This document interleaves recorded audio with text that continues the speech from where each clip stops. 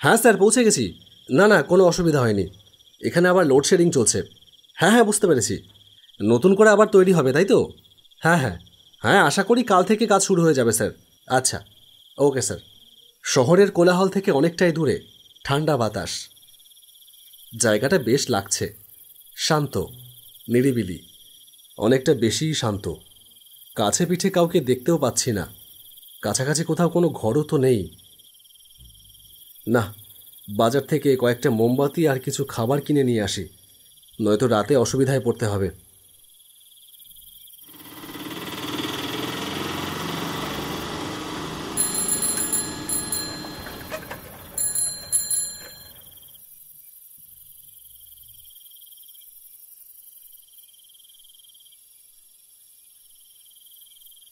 দাদা, ভাত রুটি কিছু পাওয়া যাবে? আর একটু দেরি হবে দাদা, সবে ভাত বসেছে। আপনি কি নেবেন, রুটি? তাহলে একটু বসুন, করে দিচ্ছি।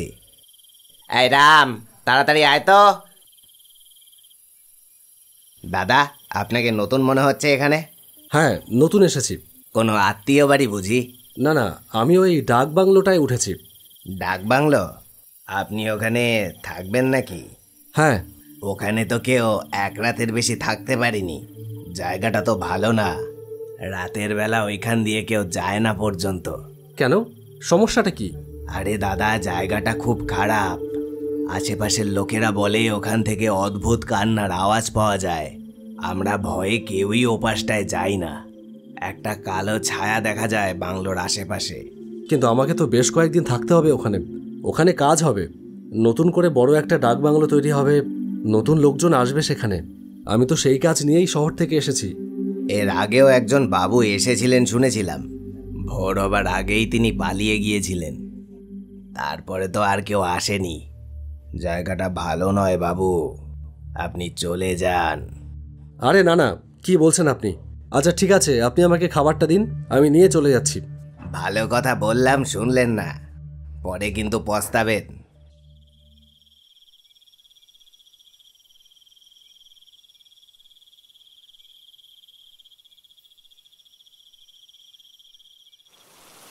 এই রে যা, বৃষ্টি শুরু হয়ে গেল। এই কাদায় বৃষ্টিতে জামা কাপড়টা নোংরা হয়ে গেলে কি হবে রে বাবা।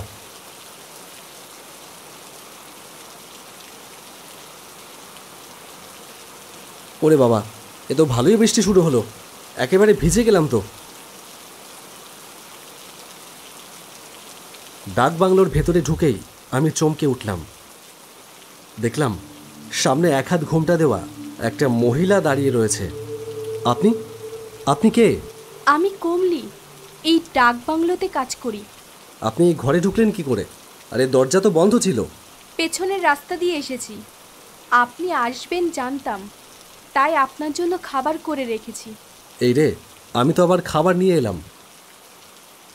আমি লক্ষ্য করলাম মহিলাটা দাঁড়িয়ে রয়েছে, তাই আবারও বললাম, আপনি আর কিছু বলবেন? না বাবু। আচ্ছা ঠিক আছে, দাঁড়ান, আমি তো খাবার কিনে এনেছি। আপনি যেটা রান্না করেছেন সেটা আপনি বাড়িতেই নিয়ে যান। আমরা তো এখানেই থাকি। বলেন কি? আমরা ওই বাইরের ছোট ঝুপড়িতেই থাকি। মহিলাটা বেরিয়ে যায়। আমি রাতের খাবার শেষ করে বিছানায় শুতেই যাব, হঠাৎ করে বাইরে ঝড় বৃষ্টি বাতাসের কি প্রচণ্ড বেগ। ক্লান্তিতে ঘুম নেমে আসে আমার দু চোখের পাতায়। অনেকক্ষণ থেকেই আমার একটা অস্বস্তি হচ্ছে। ঘুমের মধ্যে যেন বারবার মনে হচ্ছে কেউ আমাকে অনেকক্ষণ ধরে লক্ষ্য করছে। একটা ঠান্ডা নিঃশ্বাস আমার শরীরের ওপরে পড়ছে। ধরফর করে উঠে বসলাম। কে কে? আমার মনে হলো যেন একটা ছায়ামূর্তি হঠাৎ করে সরে গেল ঘরের এক কোণে। কে কে ওখানে? ঘরের ভেতরে একটা ছায়ামূর্তি চলাচল করতে দেখলাম। একটা মহিলা। একটা দমকা হাওয়ায় দরজাটা খুলে গেল। তারপর আবার সব শান্ত। কই, কিছুই তো নেই মনে হচ্ছে। আমি মনে হচ্ছে স্বপ্নই দেখেছি।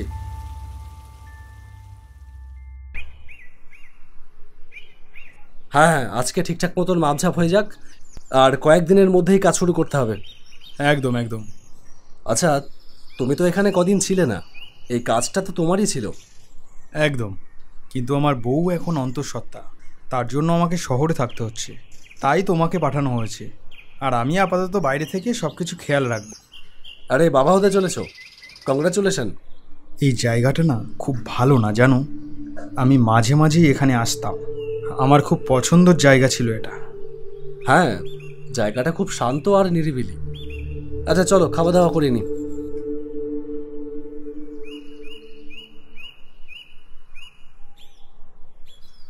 আরে বাহ, তোমার রান্নার হাত তো খুব পাকা।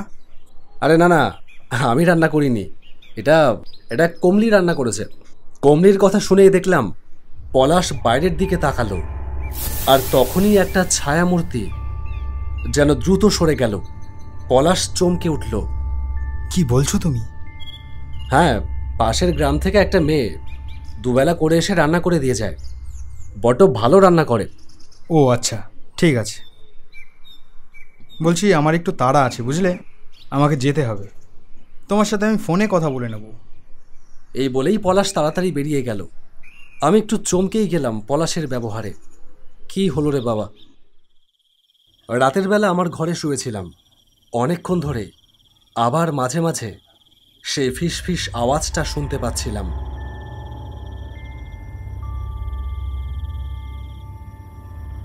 কে কে ওখানে? আমি দেখতে পেলাম একটা মহিলা ঘর থেকে দৌড়তে দৌড়তে বেরিয়ে গেল।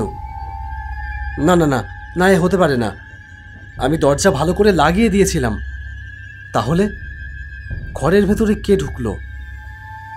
আমি সেই মহিলার পেছন পেছন চলে গেলাম। দেখলাম সেই মহিলাটা একটা ঘরে ঢুকলো, আমিও তার পেছন পেছন ঘরটাতে ঢুকলাম।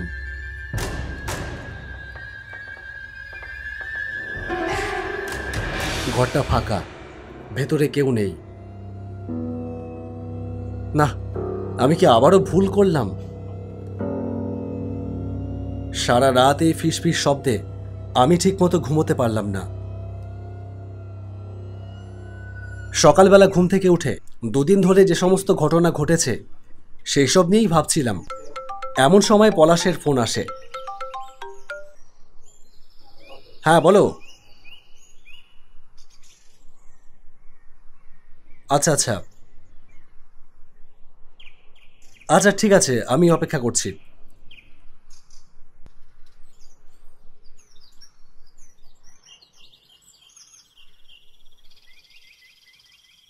সকাল থেকে ভালোই ব্যস্ততায় কেটেছে। বিকেলবেলা নদীর পাড়ে বসে সারাদিনের ঘটনার কথা ভাবছিলাম। আগে এই প্রজেক্টের হেড ছিল পলাশ, এখন আমি এই কাজটা ভালো মতো করতে পারলে একটা ভালো রেপুটেশন হবে। কিন্তু দুদিন ধরে আমার সাথে যা ঘটছে, আমি ডাকবাংলোর দিকে তাকাতেই লক্ষ্য করলাম ছাদের একদম ওপরে এক প্রান্তে দাঁড়িয়ে আছে কমলি। আর হঠাৎ চোখের পলকেই কমলি লাফিয়ে পড়ল ছাদের ওপর থেকে। কি হলো? এ কি বিপদ? কমলি! আমি দৌড়ে গেলাম সেখানে, কিন্তু গিয়ে কাউকেই দেখতে পেলাম না। আমি অবাক হয়ে গেলাম। না, আমি তো মোটেও ভুল দেখিনি। আমার সাথে কি হচ্ছে এসব?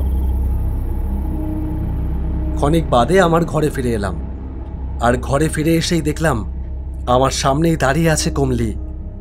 এ কি করে সম্ভব? কমলিকে আমি একটু আগে ছাদ থেকে লাফিয়ে পড়তে দেখেছি নিজের চোখে, তাহলে ও এখন আমার সামনে কিভাবে দাঁড়িয়ে আছে?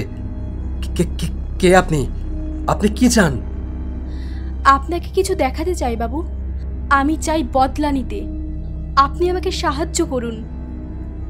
মানে আমি তো কিছুই বুঝতে পারছি না। আমি এই গেস্ট হাউসেই কাজ করতাম। সরকারি এই গেস্ট হাউসে কেউ এলেই আমি তার রান্না করতাম। কয়েক বছর আগে পলাশবাবু এখানে রোজ আসতো। তোমাকে আমি বিয়ে করব, আমার তোমাকে খুব পছন্দ হয়েছে। স্বপ্ন দেখাচ্ছেন বাবু? শহরে বাবুরা অনেক কথাই বলে, কিন্তু কেউ আর মনে রাখে না। তোমার আমাকে এরকম মনে হয়? আমি প্রতি মাসে তোমার টানেই তো এখানে ছুটে আসি। বাবু, আমার বাবা মা নেই, কাকার কাছে মানুষ। এখানে কাজ করতাম বলে লোকে আমাকে অনেক কথাই বলতো, কিন্তু কাঁচা টাকার লোভে কাকা আমাকে এখানে সবসময় কাজে পাঠাতো। পলাশবাবুর সঙ্গে আমার একটা ভালোবাসার সম্পর্ক তৈরি হয়। এই কথাটা পলাশবাবু আমাকে নিজেই বলে। এইভাবেই একদিন আমি এবার কি করব বাবু? আমি যে মা হতে চলেছি, আপনি আমাকে বিয়ে করবেন তো? আচ্ছা, সে দেখবো খন। তারপর এরপর সব শেষ। ওই পলাশবাবু আমাকে হত্যা করে। পলাশবাবু আগে থেকেই বিবাহিত।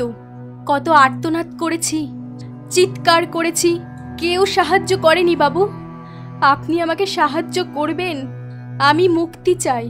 আমি বুঝতে পারছি, কিন্তু আমি কিছুই করতে পারছি না। মানে আমি কিছুই বুঝতে পারলাম না। আমি সবে তখন অন্তঃসত্ত্বা। আমাকে বিয়ে করবে করবে বলে উনি আমাকে বিয়ে করেননি।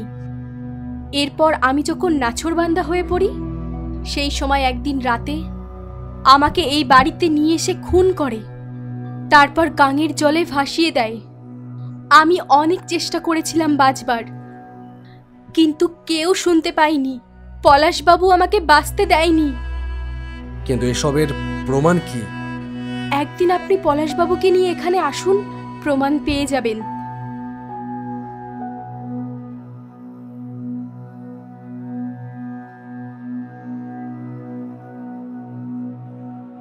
এই ঘটনার পর থেকে পলাশ আর এখানে আসেনি।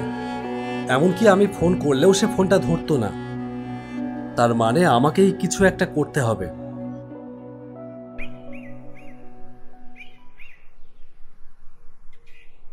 কিরে, বাইরে থেকে চলে যাবি? আয় ভেতরে আয়।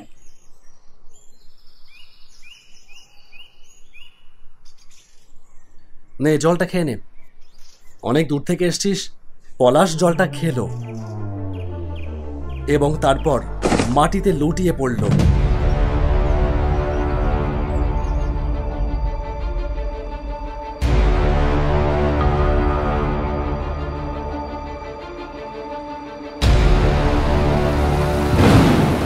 রাতের বেলায় সেদিন প্রচণ্ড ঝড় বৃষ্টি। হঠাৎ পলাশের জ্ঞান ফিরে আসে। সে দেখতে পায় সে পড়ে আছে ডাকবাংলোর ভেতরে, আর তার সামনে দাঁড়িয়ে আছে কমলি। না না না না, এ হতে পারে না। কমলি, তুমি তো মারা গেছো। আমি তোমাকে নিজের হাতে মেরে গাঙের জলে ভাসিয়ে দিয়েছি, তাহলে তুমি এখানে এলে কি করে? আমি নিশ্চয়ই ভুল দেখছি। অরিনব, অরিনব, তুই কোথায়? আমি ঘরের এক কোনায় দাঁড়িয়ে সব কিছুই মোবাইলে রেকর্ড করছিলাম। তারপর দিন সকালেই আমি থানায় গেলাম। থানায় গিয়ে আমার করা সেই ভিডিও রেকর্ডটা জমা দিলাম। আচ্ছা, এই ভিডিওটা রেকর্ড করেই সব থেকে ভালো কাজটা করেছে। চলুন একবার ডাকবাংলোর সামনে যেতে হবে।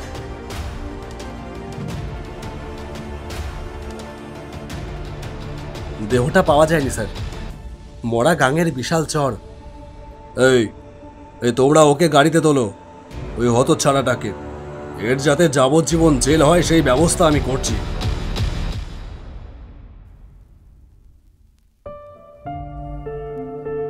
পরদিন রাতে ঘরের ভেতর বসেছিলাম।